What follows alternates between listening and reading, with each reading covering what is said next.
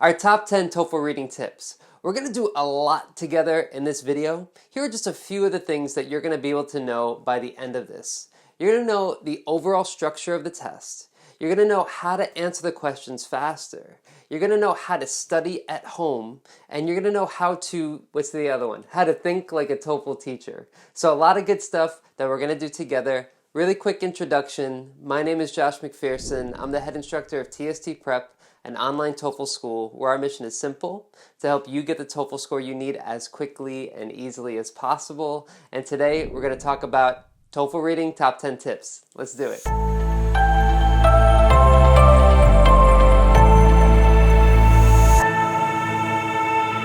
right, so let me get a little more specific with what we're going to do together. You're going to use the question location and keywords to find answers faster. You're going to identify the most common modifiers in the TOEFL reading. You're going to learn how to eliminate incorrect choices and explain your answers. And you're going to organize your practice at home to maximize the amount of information that you learn. So a lot of good stuff that we're going to do together. So the first tip here is to remember the question location. Now, what do I mean by that? Well, it says in this, I know it's a little small, I'll get closer in a minute, but in question 6 it says, which of the following best expresses the essential information in the highlighted sentence in paragraph 4? So usually they're going to tell you where the answer is located. They'll say in paragraph 1, in paragraph 2. Sometimes they don't, but usually they do. Now, why is this important? This is important because the questions go in sequential order.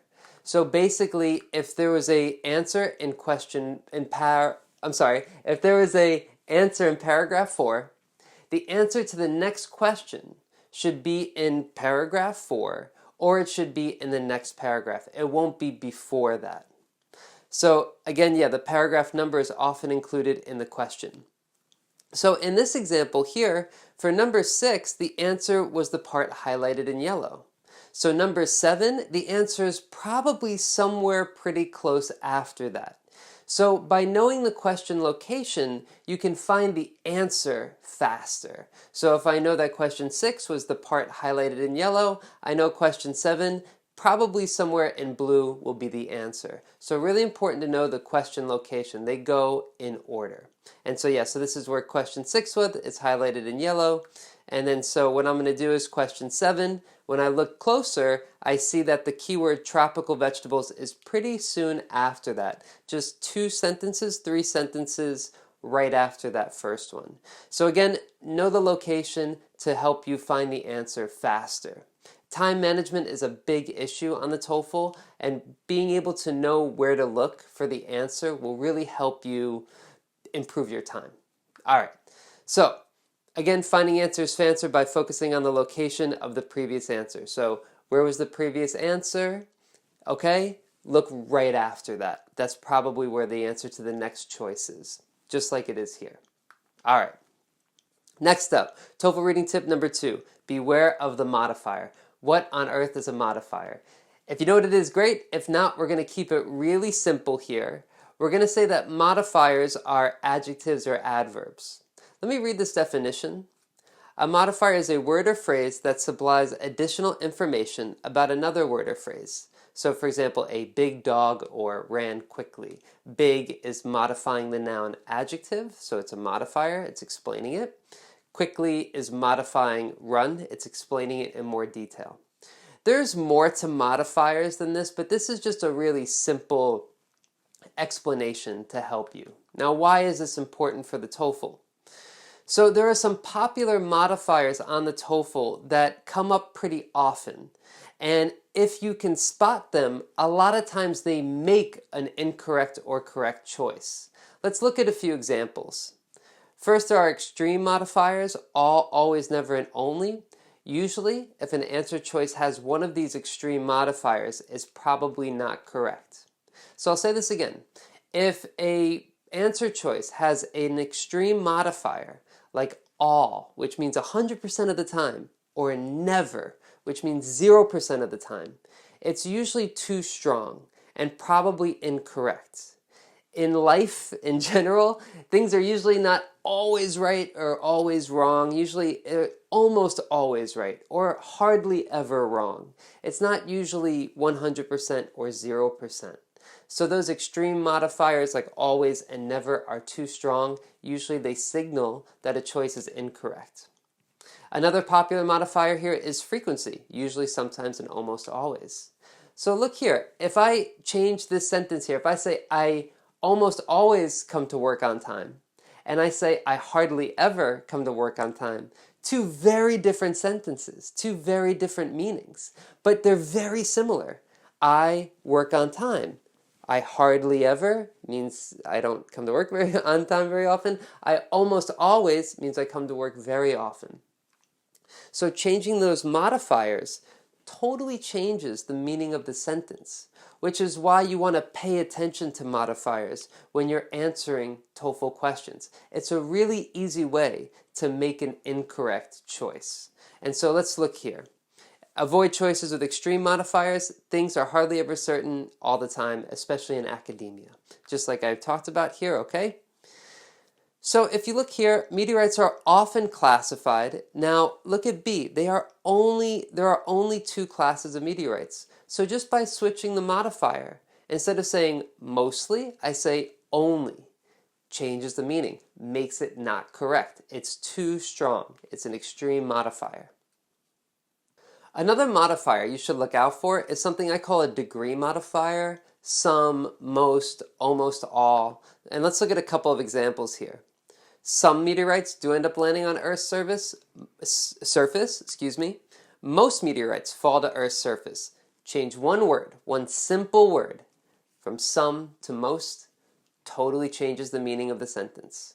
So be aware of that, be careful. Another type of modifier, it's not really like an adjective adverb, but something to be aware of, that if you have a topic about history, they do change these times to kind of trick you a little bit. Century and millennium are the big ones here. Century and dozen, millennium. I'll give you an example here so you can see what I'm talking about. During the 15th century, now the 15th century is actually the 1400s. 15th century, you got to go 100 years before.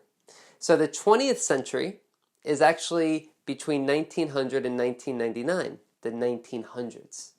And so the 15th century is actually the 1400s, 1400 to 1499. Just one extra thing I wanted you to be aware of for the modifiers.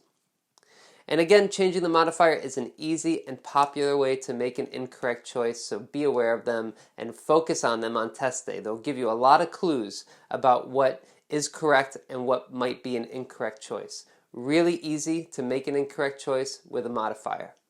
Here we go. Tip number 3 here is to identify the question type. So depending on what type of question you're answering, it's going to change the answer. So basically there are 10 different question types. Let me talk about the question types first.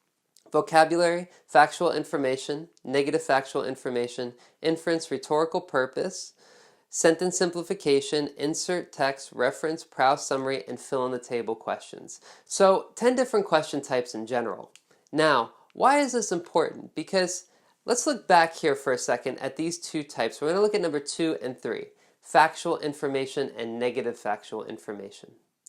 A factual information question asks you pretty simple about facts. You know, what did the author say in paragraph 3? According to paragraph 4, which the following is true. It's very simple. But negative detail questions ask you what's not true. So if you look here, it says all the following are mentioned in paragraph 2 except, or which of the following is not mentioned in paragraph 6. So that's a negative detail question, a negative factual information question. You have to find the wrong answer. This is tough, actually, because we're so used to finding the right answer all the time that a lot of students get this question wrong because they don't know the question type. So you want to be aware of these question types to make sure you're answering the right question. So you have to be really careful of that. So know your question type. Really important tip, and a lot of students just are in a hurry, so tend to read quickly, but you really want to make sure that you're answering the right question. All right, let's go to the next tip. Tip number 4. Narrow your focus and limit your keywords. So you might be asking, what are keywords? So I have a whole lecture about this, but I'll keep it short here. Keywords provide the most valuable information in a given statement. They are usually nouns, verbs, and adjectives. So usually nouns, verbs, and adjectives are keywords. You focus on keywords because they have the most information and they help you find the answer. So for example here, this is cat and house. The, is, in, the. These are called function words. These are words you need to be grammatically correct. But to understand the most important information in the sentence, you need to find cat and house pretty much is the most important. So why would you study keywords? Why do you need to know them to help you for TOEFL reading? Well, first they help you read the question faster. They help you find information faster. They trigger active reading strategies, which means that you are engaged in the reading and you're thinking about the reading. The opposite of this is passive, where you're just kind of waiting for an answer to hit you. Instead, you're trying to find the answer. It's a much more powerful way to read. And then finally, you become a more efficient test taker. So you become more efficient, meaning you save time because you're focused on the most important information. Let's look at a couple of examples here. So if I were to read this whole question, what have game theorists discovered about altruistic behavior in animals? I want to focus on the keywords, the nouns and verbs and adjectives. So what would that look like here? Well, it probably looks something like this. Game theorists discovered altruistic behavior animals. So I have to find that information. I also just blocked out a few for choice A as well, so you could see another example of focusing on keywords in the option as well. So most, they don't qualify as altruistic because they're selfish, I guess. All right, so I can narrow my focus in on the most important information. Now, in this example, there's actually a lot of keywords in this question, but I could have an example with a lot fewer keywords. Let's look at number 7 here. Pretty long question. Let me focus in on the most important information. Columbus. All that other extra stuff is either function words or TOEFL question wording. This is an inference question, so I do need to know that, but for the most part, it's Columbus. And what about Columbus? He was an amateur sailor that needed more experience. That helps me focus on the most important information.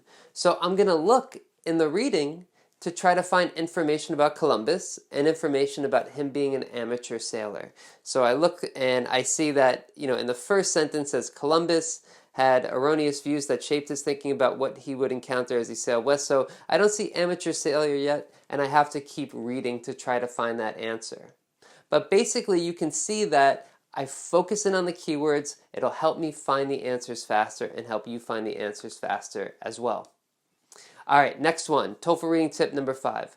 Eliminate before you answer. So you want to eliminate choices of A, B, C, D. You have 4 choices. You want to eliminate at least one choice before you answer. Now let me explain this a little bit more.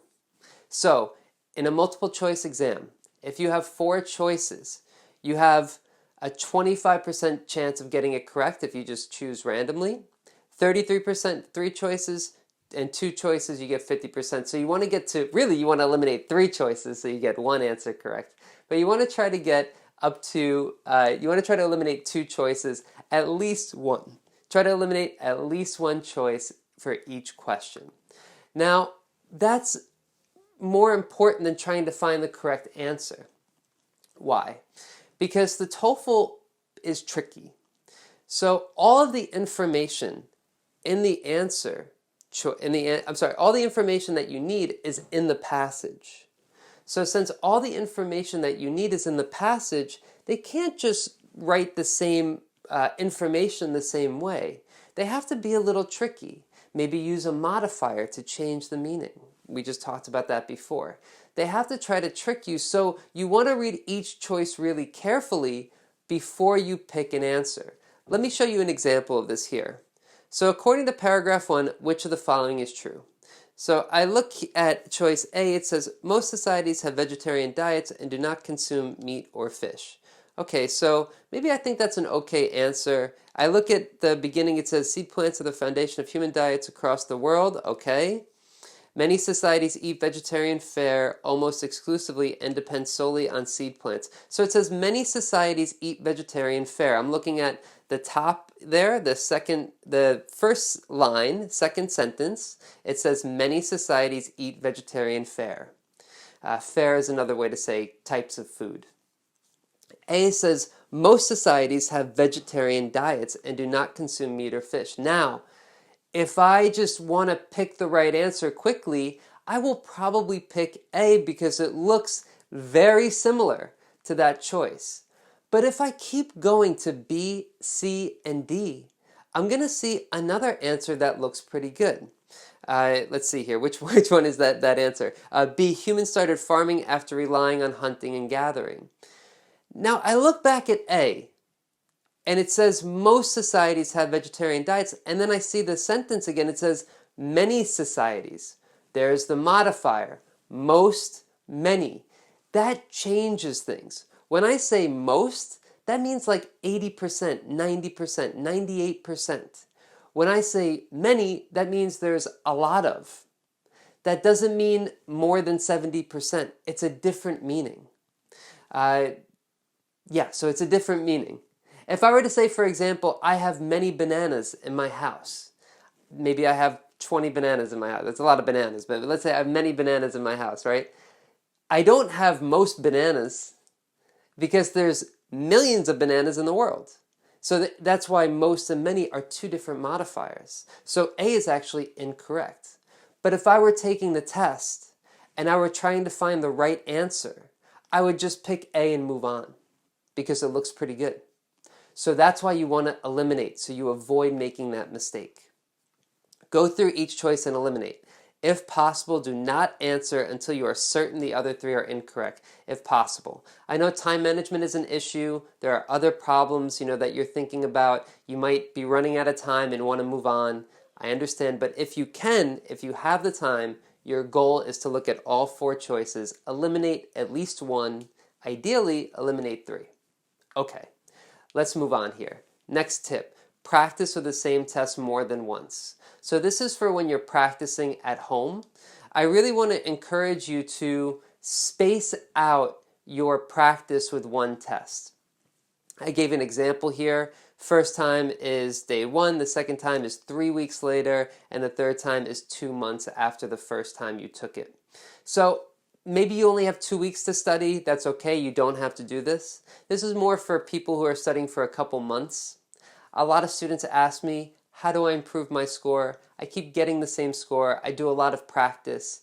And I ask them, have you done the same test more than once? After a break time between it. And almost always they say no, which makes sense because you've done it already and you want to experience the TOEFL test. And when you experience it on test day, it'll be something new. So you want to copy that experience when you're studying.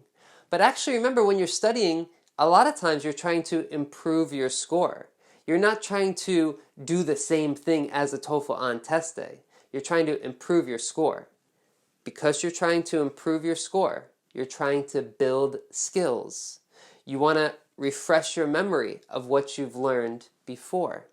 Give enough time, 3 weeks, 2 months, so that way you can remember, oh, that's why I got question 7 wrong. Oh, that's the answer to question 10. I remember that, that's right. And you're going to remember all the things you've learned. And that'll help build your skills. So when you're practicing at home, do the same test more than once. It's really helpful. All right, next tip. Tip number 7. Plan your time management. I have a whole video about time management. I won't go into too much detail here. So here's time management based on question types. Now, I definitely wouldn't memorize all this. This is just kind of a general overview so you know about how long you should take depending on the question type. Some questions will take longer for you to answer than others. So for example, number 3, negative factual information could take you up to 2 minutes, while a vocabulary question should take you less than 1 minute. But don't try to, say okay, I have a vocabulary question, 60 seconds, go. Don't do that. Maybe when you're studying at home, that's okay. But on test day, you just want to have some general ideas of where you should be. So for example, every passage, you should complete 10 questions in 18 minutes. That's a good general idea, to give you an example. And here's another breakdown of every 5 minutes how you could organize your time and about what question you should be at. So you have 54 minutes if you have 3 passages in the reading. You might get an extended reading, which is 4 passages, but usually it's 3. And then you have 54 minutes, and you have 30 questions in 54 minutes. So you should be almost done by the 50-minute mark. So pick a couple times, I would say 2 or 3 or 4 here that you want to use to help you decide if you need to hurry up and maybe, answer a question kind of quickly, or if you have time and you could think about the question in more detail. All right, so that's it for the time management part. Next tip, reading number 8, explain your answers. So this is for when you're practicing at home. What you want to do is that you want to explain why you got an answer correct and why you got it incorrect, or why a choice is incorrect. Let's look back at this example here. And if you remember, I eliminated A. I said that's not correct. Most societies have vegetarian diets and do not consume meat or fish because of that modifier most. So you should be able to explain why you're wrong and why you're correct. If you can't explain it, if you just got lucky and it was like 2 choices, you weren't sure, you picked one, but you don't know why, and then you see the answer and like, I'm right, yay. Okay, why are you right? If you don't know why, it might as well be wrong. And I'll say that again. If you get an answer right and you don't know why, it might as well be wrong. When you're practicing at home, you're not after a score. You are trying to improve. And you can improve by knowing what you're doing, by knowing when a choice is correct and when it's incorrect. So when you practice, make sure you're practicing with materials that explain the answers, both the correct and incorrect choices. So if you see here, this is from our complete test, and this is from the answer key. It goes into detail about why each choice is correct. So B is correct because the paragraph says this. Option A is wrong because this, so it explains why and shows you which sentence in the passage makes a choice correct or incorrect. So you want to do the same thing when you're studying. Explain your answers, why both are correct or incorrect. And also if you're wondering why you got an answer wrong, these are usually the 3 reasons why. You misread the question. For example, you tried to answer a factual information, but it was a negative factual information, for example. Or you misread the passage. There is something that you thought you understood in the passage, but you understood it differently than what it's supposed to mean. Happens pretty often. And you didn't understand the vocabulary. Just hard words, didn't really understand what it was about. You took a guess because you weren't sure. And so if you know why you got an answer wrong, decide how you can fix this. What are you going to do? Are you going to study this vocabulary? Are you going to read more carefully next time? Are you going to eliminate choices? Think like this when you're studying at home, and that's how you're going to improve.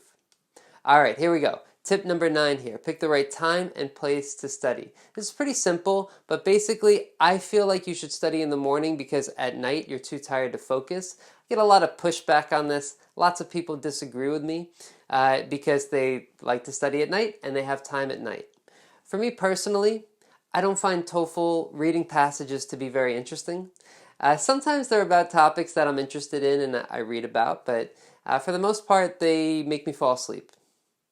And if I'm studying at night, I usually get pretty bored by studying TOEFL and I fall asleep. Filming right now in the morning. I prefer to do things in the morning or afternoons. In the evenings, when it comes to TOEFL, they don't keep me awake. So I tend to fall asleep at night. I recommend that you find a good time and place to study. Know yourself, know your strengths and weaknesses, your schedule. Maybe you can only study at night. Whatever it is, decide when and where you're going to study. That way you can focus when it comes time. All right? Don't just say, I'm going to study sometime today.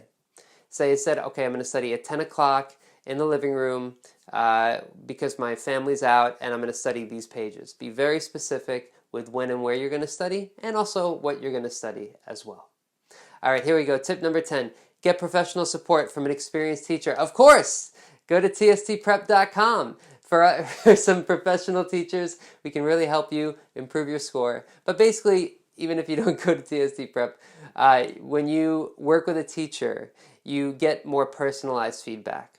So some people don't have this option, it's okay. But if you do have the option, try to find an English teacher, an experienced TOEFL teacher, or even a friend who knows a bit about the TOEFL or about English language in general, and get some feedback. Speaking and writing especially, you want to get feedback on this information because that's production. You're making that stuff, and you need to get personalized feedback on it.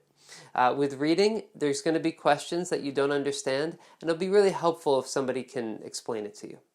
All right, but that's it. 10 tips. Here they all are listed out. Remember the question location. Beware of the modifier. Identify the question type. Narrow your focus. Limit your keywords. Eliminate before you answer. Practice with the same test more than once. Plan your time. Explain your answers. Pick the right time and place and study, and get professional support. And I hope you feel like that you've achieved your objectives by the end of this to use the question location, one of the first tips to find the answer faster. You know about modifiers now, you know how to eliminate incorrect choices, and you also know how to organize your practice at home, find the right time and place to study. Thank you guys for watching. Thank you for sticking to the end. Be proud of yourself. There are so many other things you could be doing besides studying for the TOEFL. This is the internet. You can do pretty much anything. So be proud of yourself. Thank you for sticking to the end. And yeah, I'll see you guys in the next video.